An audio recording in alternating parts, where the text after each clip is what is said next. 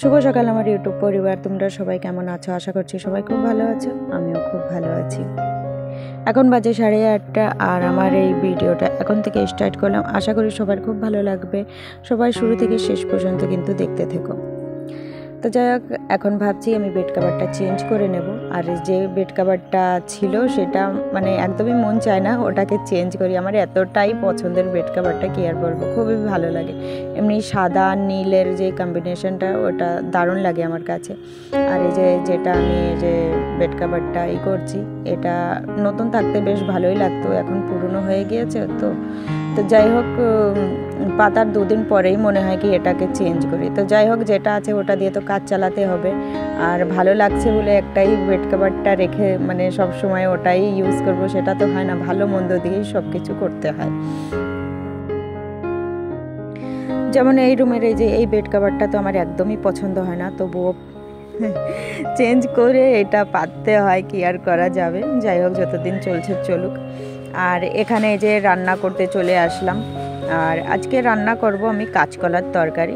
তো এখানে যে কাঁচকলাগুলো ফ্রিজে অনেক দিন ধরে মানে পড়েছিল, কালো কালো কেমন যেন হয়ে গিয়েছিল। ভাবলাম আজকে না রান্না করলে পরে হয়তো দেখা যাচ্ছে খাওয়াই গেল না। তো তাই এই যে কাঁচকলাগুলো এখন সিদ্ধতে বসিয়ে দেব।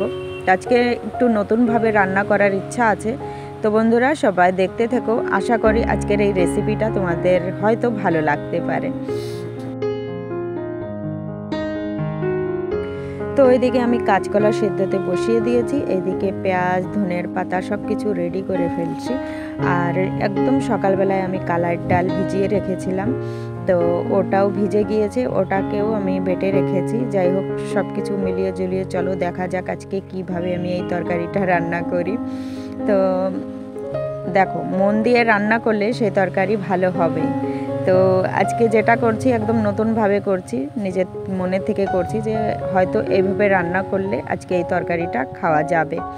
তো এমনিতে কাঁচকলার তরকারি মন চাইছিল না যে করি নর্মালি, তো ভাবলাম একটু নতুন কিছু করা যাক। তো এখানে টমেটো, পেঁয়াজ, ধনের পাতা সব কিছু কেটে কুটে আমি রেডি করে ফেলছি। আর ওইদিকে কলা প্রায় আমার সেদ্ধ হয়ে এসেছে, ভাবছি সেদ্ধ হতে হতে সব কিছু এদিকে রেডি করে ফেলবো, যাতে আমার উনুনটা খালি না যায়। ঝটপট করে আমি এটাকেও বসিয়ে দেব। তো চলো বন্ধুরা দেখতে থাকো। তো চলো বন্ধুরা রেসিপিটা এবার শুরু করা যাক। তো এখানে কালার ডালের পেস্ট নিয়ে নিয়েছি, এর মধ্যে লবণ দিয়ে দেব, হিং দিয়ে দেব। তো হিংটা কি বলো তো, আমার কাছে হিংয়ের সেন্টটা দারুণ লাগে।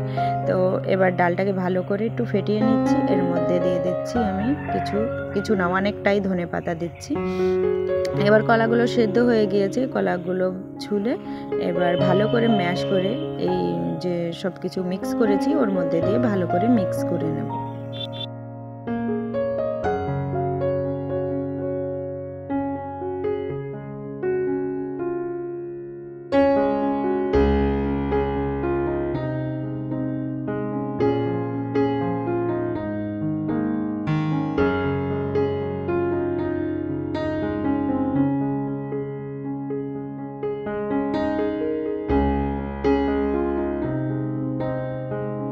এবার আমরা এটার বড়া টাইপের ভেজে নেব। তোমরা চাইলে যে কোনো শেপ দিতে পারো, আমি এই যে লম্বা লম্বাভাবে একটু শেপ দেওয়ার চেষ্টা করছি।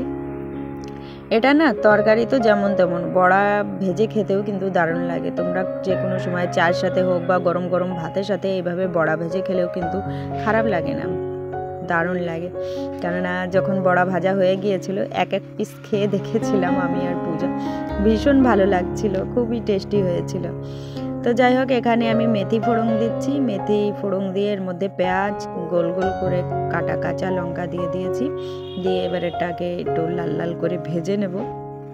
এর মধ্যে 2টো কেটে রাখা পাকা টমেটো দিয়ে দিচ্ছি, এটাকেও একটু ভাজা ভাজা করে নেব। তার মধ্যে দিয়ে দেবো ধনের গুঁড়ি, জিরের গুঁড়ি, হলুদ, ওইগুলো ওই যে বাটিতে ভিজিয়ে রেখেছিলাম ওটাই দিয়ে দিচ্ছি। এর মধ্যে একটু হিংও দিয়েছি। এবার নাড়াচাড়া দিয়ে এর মধ্যে মাপ মতন আমি ঝোল দিয়ে দেবো। আর ওইদিকে একটা বড়া আমি নিয়েছি, একটা পূজাকে দিয়েছি, 2জন 2টো বড়া খেয়ে নিয়েছি।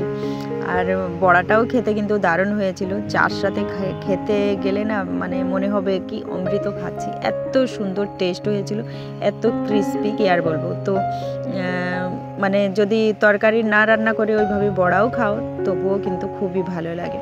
তো যাই হোক, কালকে ওই যে তোমাদের দাদা ভাই এনেছিল বাজার, তো মূলো শাকগুলো দেখলাম খুব ফ্রেশ, একদম ভালো মূলো শাক। মূলো শাক খেতে আমি খুব ভালোবাসি।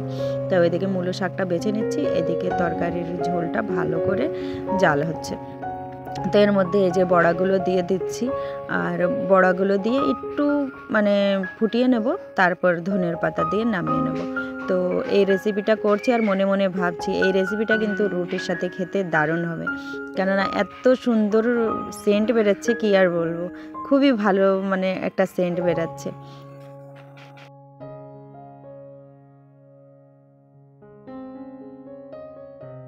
যাই হোক, এদিকে তরকারিটা হয়ে গিয়েছে, তরকারিটা নামিয়ে নিয়েছি।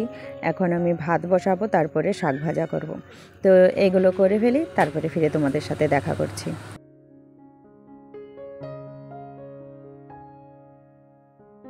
আজকের দুপুরের মেনু তো ছিল মূলো শাক ভাজা, কাঁচকলা কালার ডাল দিয়ে এই বড়ার তরকারিটা খেতে ভীষণ ভালো হয়েছিল আর খুবই সফট হয়েছিল। এটা এক পিসই নিয়েছি, এটা রেখে দিয়েছি রাত্রে খাবো বলে। তারপর পূজা করেছিল ডিমের তরকারি, তো এই ডিমের তরকারিটাও আজকে খুব সুন্দর হয়েছিল। খাওয়া দাওয়া করে চলে আসলাম উনুনের কাছে, এটা হাতে একটু ছেঁকা নিচ্ছি। খাওয়া দাওয়ার পর না মানে শীত শীত লাগছিল, আর হাতের অবস্থাটা দেখো কেমন ফেটে ফেটে গিয়েছে। মানে শীতকাল আসলে এমনটাই হয়ে যায়, আগে একটু কম হতো, এখন বেশি হওয়া ধরেছে। তো এই হাউসওয়াইফদের হাত কোনো দিনও সুন্দর থাকে না, যতই সুন্দর বানিয়ে রাখার চেষ্টা করো থাকেই না। নখগুলো দেখছো কেমন হয়ে গিয়েছে। এই উনুনে রান্না করার পর, ধোয়া মাজা করার পর যতই ব্রাশ দিয়ে ডলি না কেন, এটা না উঠতেই চায় না। তো অতটা টাইমও থাকে না যে হাত নিয়েই সারাদিন পড়ে থাকবো। তো যাই হোক, এখানে আগুনের ছেঁকা নিচ্ছি, আর এখানে দেখো ঋষিকা লাগিয়েছে গাঁদা ফুলের গাছ। তো রান্না যেখানে করি ওর চারি সাইডে দেখতে বেশ ভালো লাগছে, যদি এই গাছগুলো ভালো হয় দেখতে কিন্তু খুবই ভালো লাগবে। তো ঋষিকা এই যে জল দিয়ে দিচ্ছে।